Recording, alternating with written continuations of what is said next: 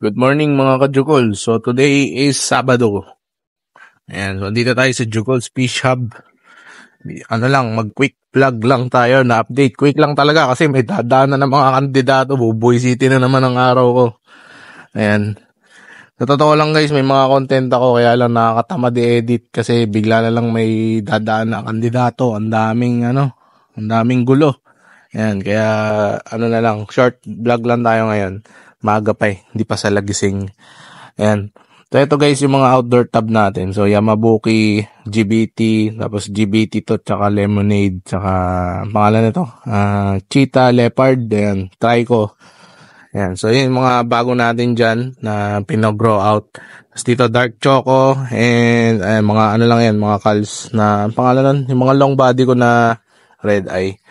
Ayan. Dito naman guys, dito may Yamabuki tayo eh. Nag-try din ako ng fry sa labas. Kasi meron akong fry na na-harvest. Galing na sa Yamabuki ko na mga matatanda na. So, tatry ko sila doon. Ayan, nakita nyo yun. Ayan. Then, ito, mga calls ko yan. Pero kayo, kung trip nyo. Doesn't mean na pangit kapag calls. Pag calls ko, ay hindi ko lang trip. So, kung gusto nyo tumingin, Lemonade, tsaka, Light Choco. Ayan, meron tayo dyan. Then on PKBM natin, goods pa rin sila. Ito, bagong tab. Meron akong Choco Marble na pinaanak. Okay, so sana makapag-breed na tayo madaming Choco Marble. Then dito guys, meron tayong mga small tabs lang. So may iilan dito kung pinalalaki na Cheetah at saka Dark Choco. Then doon, mga maliliit lang na PKBM. Then dito guys, ito mga Choco Marble din. And then basta mga red eyes yan. Okay, so ayan, mga breeder natin. Dito naman guys sa loob, wala pa nababago. So actually, sobrang bihira ako mag-isda ngayon. Kasi busy talaga. Ayan, kaya mahalaga na makapag-setup na ako ng mga filter na to. Kasi hindi ko na pinakikialaman to guys, nagpapakain na lang ako. Tapos ang water change nito, once or twice na lang, 20%. So mahalaga na makapag-setup ako na to bago dumami yung trabaho ko pa. Tapos, ayan, so PKBM natin. So, ito guys, yung dati natin binibenta, jumbo na sila. Nakita nyo ba? Ayan, so yung nagtatanong ng jumbo, ayan yung proof. Okay, so, ayan, pamature na yan. So, konti pa to. Siguro in 2 months, max size na yan. Okay, and then, sa fry natin guys, so yung buong row natin ng fries may available dyan. So, ito, PKBM Lartail. Ay, ito ba yung Lartail ko? Round yata to. Ayan, pero meron ako isang batch dyan ng PKBM Lartail, baka ito yun. Ayan, so ito Dark Choco, and pangalan nun, GBT. And ito din, mga GBT tsaka Spotted, halo-halo yung batch natin. Ayan, mga magululayaso natin. And ito rin, may halo tayo na batch dito. Ayan, kasi ayan, mga harvest ng April. Last ng April at tsaka May. May na pala tayo dito. Tapos guys, sa breeders, ayan, ito, yung pati naman mga breeders natin, may available pa tayo na marble. Ayan, Viltail marble. Ayan, so kung may interested sa inyo. Pero mga breeders ko na yan.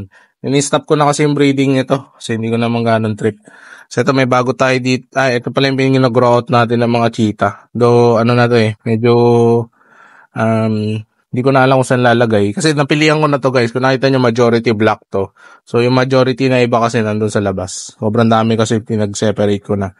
Then sa male guys ng PKBM, ito pa rin nasa baba natin. Though may mga ilan na akong pinili dyan. Nasaan ba? Ito. So may mga pinili na ako dito at saka ito. Ayan. So isa, may white eye tayo na nakuha dun sa batch na yun. Ayan. Okay. So, ayun. So, sana yung mga nag-i-inquire, nanonood din kayo ng vlog ko. Kasi kung nanonood kayo ng vlog ko, mas marami kayo mapipili na strains na isda. Kaya mas gusto kong in-entertain yung mga yung mga talagang solid na ka-juggles natin. Kasi alam nila yung isda dito. Lipat tayo dito guys. Naputol actually yung video ko Pero ito, share ko lang ulit yung tank. So, ito yung binili natin na tank. Tapos yung sukat, syempre. Sukat, mahalaga. Ito, yung length niya ay 24 inches or 2 feet. Tapos ito namang width niya ay 12 inches or 1 feet. And then ang height ay 16 inches. So ito ay 20 gallons tank. And ulitin ko lang, kung magsusukat kayo ng rack, Bilangin nyo lang yung length ng tank nyo, multiply nyo kung ilan, tapos dagdagan nyo ng kung ilan yung, kung gaano kalaki yung bakal na gagamitin nyo, let's say 1 inch, dagdagan nyo pa ng isa para yun yung allowance. So yun mas safe na sukat.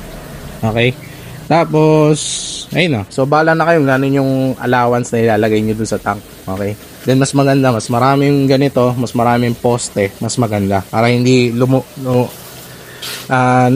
lumolobo yung ilalim. I mean bumababa, di ba? So ito, ang dami niyang poste. So talagang hindi ito bababa kapag ka nilagyan mo ng ganyan size ng tank. Okay? Ayan. So kung may question kayo, i-drop nyo lang dyan sa comments para masagot natin sa susunod na video. Okay? Ayan.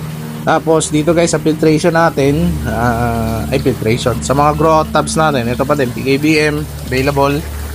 Ayan. Ito mga breeder natin na PKBM Lartail.